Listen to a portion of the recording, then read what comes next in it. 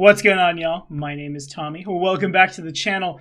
Wow, scheduling. It's actually Wednesday, and where I live, it's the afternoon. So, must be time for another episode of Wednesday Afternoon Worship this week once again. Cracking open Lost Omens Impossible Lands for Aakriti. If you're liking what you're seeing, like, subscribe, and ding the bell. For now, let's dive in.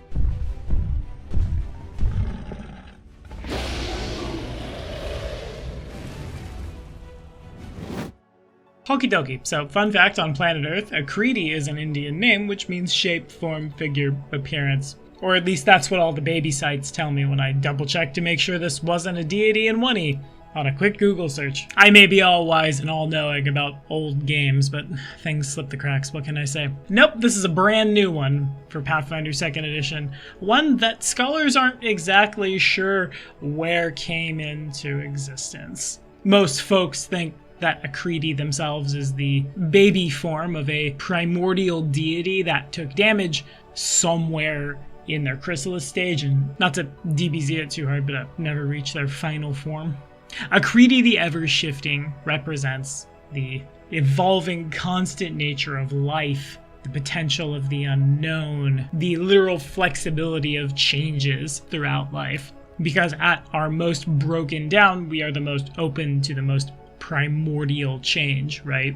If one stays rigid in beliefs or structures that don't serve them anymore, they become trapped in a shell of their former self, and that's not good for anybody. Aakriti's faith is relatively small. They are associated with oozes.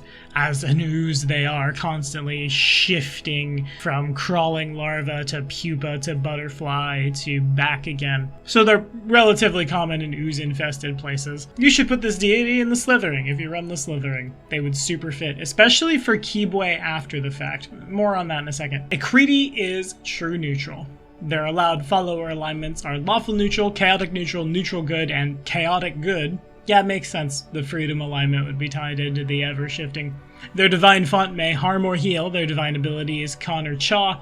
Their divine skill is acrobatics. They provide access to the domains of change, creation, fate, and time, with the subdomains freedom and knowledge. They provide clerics with Anthol as a 1st level spell, insect form as a 3rd level spell, and shape change as a 9th level spell.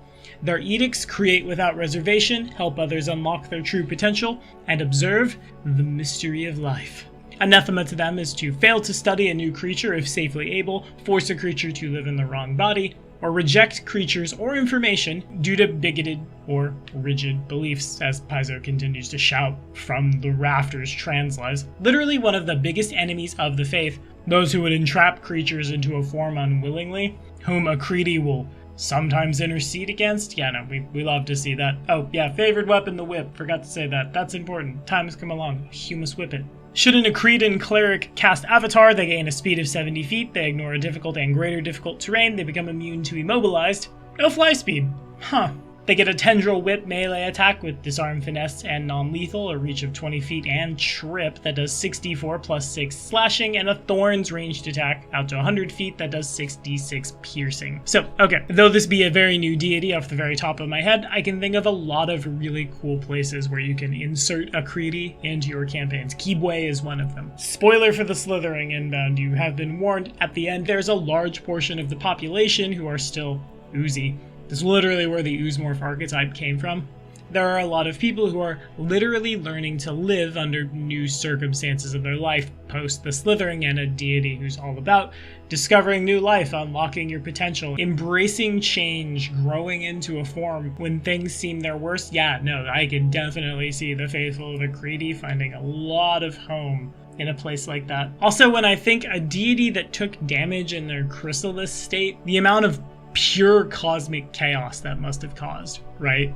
Deities are so powerful that it takes other deities to fight them, and usually even when it's like Imperial Lords rampaging across the cosmos, they leave a trail in their wake. So what do you think did this to Aakriti? The non-evil bug energy definitely draws me towards Desna, and there's an interesting parallel between Aakriti and the god that Desna tried to kill but instead accidentally hatched, Glonder. The dynamics there feel like they write themselves. I could see followers of an evil deity who find followers of Aakriti saying something along the lines of, no, we get it. We had a god hurt our god too, and, well, we've had some thoughts about that. Come with us, and suddenly you're wrapped up in the cult, or the exact opposite of that. No, I'm nothing like you. I embrace what happened to me and didn't turn to vile evil about it.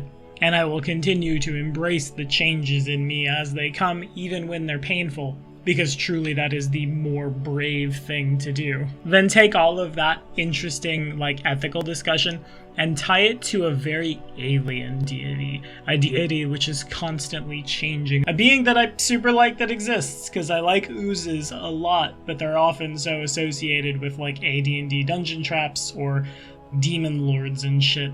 A being that you can point to in the divine cosmos and say, yeah, look at this, and then look at oozes. Yeah, look at this. This is just the primordial soup, and we experiment and study the primordial soup, and we don't necessarily leave it to clean a dungeon forever and then someone walks into it and gets dissolved, or put it in a trap so it gets dumped on people. No, it's just life being life in its most primordial state, and it deserves study, and I think that's super fucking cool. Anyway, around it, that's all the time I have for this one. What do y'all think? Are we bringing Aakriti into our games? I know very well I have an inventor in Strength of Thousands who will be adopting this deity, and I'm very here for it. Let me know your thoughts down in the comments. As always, thank y'all so much for watching. We'll see you next time.